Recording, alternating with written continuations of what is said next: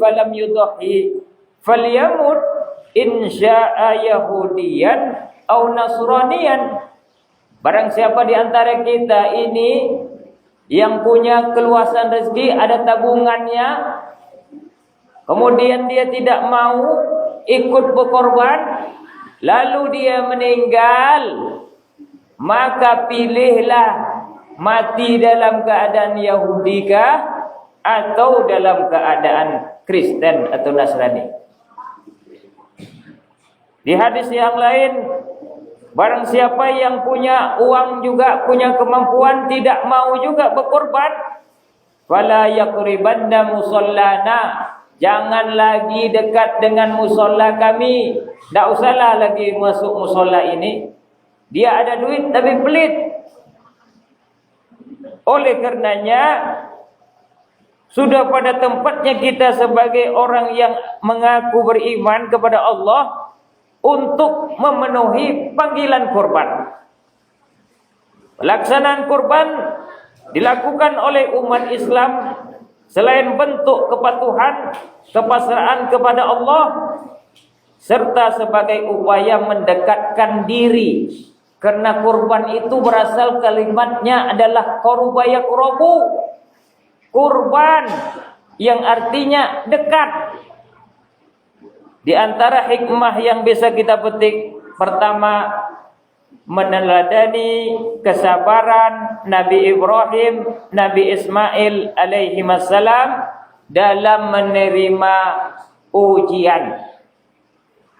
Kedua, menumbuhkan sifat dermawan, saling bantu, saling kasih sayang, terbinalah solidaritas sosial di kalangan umat Islam.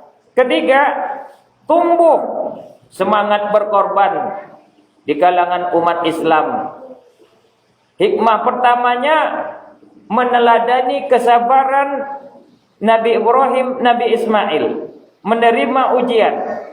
Sebagaimana diceritakan dalam Al-Quran, Ibrahim belum punya anak. Dia mau sekali punya anak. Ibarat kita di masyarakat ini ada menantu kita atau ada tetangga kita belum punya anak. Nengok orang udah anaknya masuk sekolah, dia belum juga punya anak.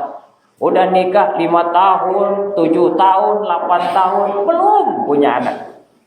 Tentu pingin punya anak. Ibrahim juga gitu. Berdoa terus. Rabbi habli minas salihin. Ya Tuhanku, kasihlah aku anak yang soleh. Akhirnya Allah jawab dan kabulkan. Setelah punya anak dan anaknya itu berusia 9 tahun, Allah memintanya kembali untuk dijadikan kurban. Tidak mudahlah bagi orang yang sudah lama punya anak, tapi setelah anak itu lahir di usia yang masih kecil, diperintahkan pula untuk dipotong lehernya atau kurbankan dia. Secara manusia, perintah itu sulit. Tapi Ibrahim tidak demikian. Perintah itu diterimanya, tapi dipikir-pikirnya dulu. Malam pertama dia mimpi. Ini benar gak perintah atau setan ini?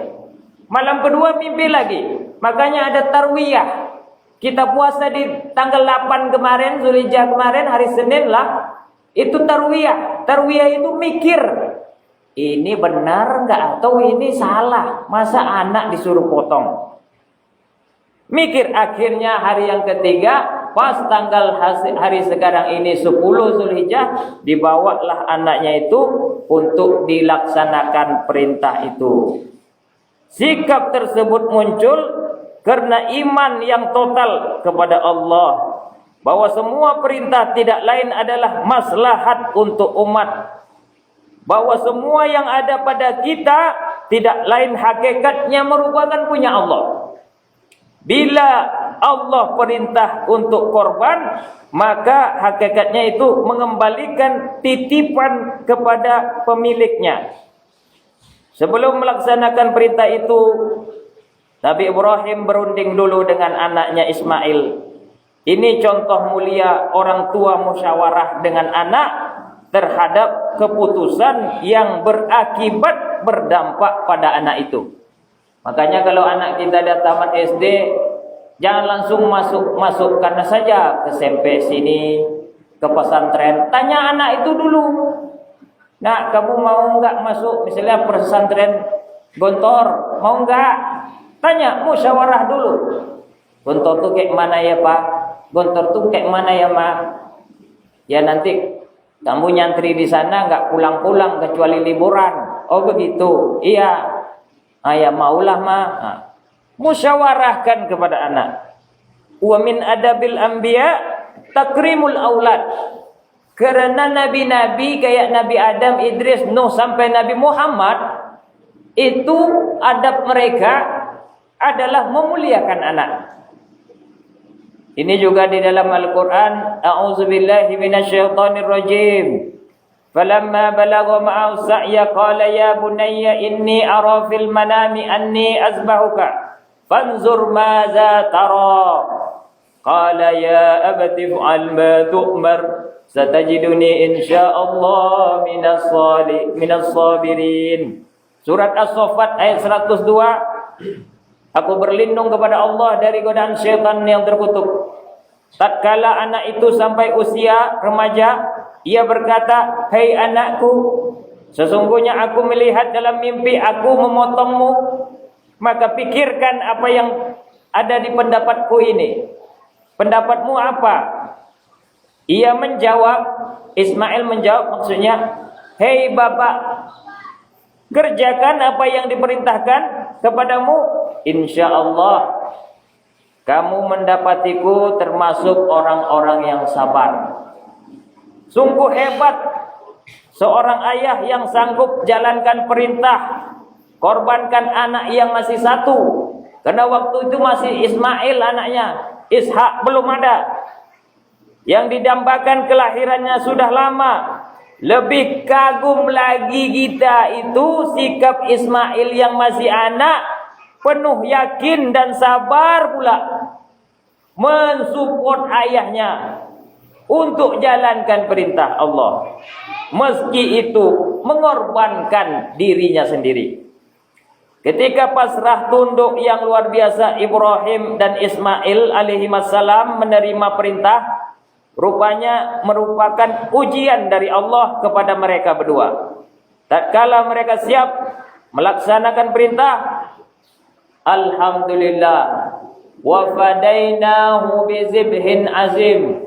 Ketika sudah diasah itu parang, mau dipotonglah kepala anaknya itu pada 10 Zulhijjah, maka Allah mengganti Ismail dengan zibhin azim, sembelihan yang besar. Dan kami panggillah dia, hai Ibrahim, sesungguhnya kamu telah membenarkan mimpi itu. Sesungguhnya demikian kami berikan alasan pada orang-orang yang berbuat baik. Sesungguhnya ini benar-benar ujian yang nyata. Kami tebus dengan sembelihan yang besar. Itulah, digantilah kita sekarang ini kurbannya dengan sapi, kambing, kerbau, atau kalau di Arab sana ada unta. Pasrah ini dalam menerima perintah Allah adalah contoh terbaik, menjadi teladan umat.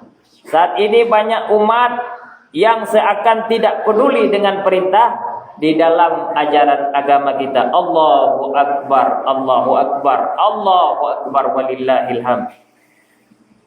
Perintah Allah dipilah dan dipilih untuk ditaati. Mana perintah sesuai kepentingan dan mana perintah hanya sesuai dengan keinginan, maka ia akan menjalankan perintah tersebut. Tapi jika sebaiknya ia menganggap angin lalu saja perintah itu. Disuruh kita puasa, ya puasa saja. Panas hari, ya puasa saja. Disuruh kita bersabar walaupun mati lampu, ya bersabar saja. Anggap angin lalu, lewati saja. Insya Allah lewat.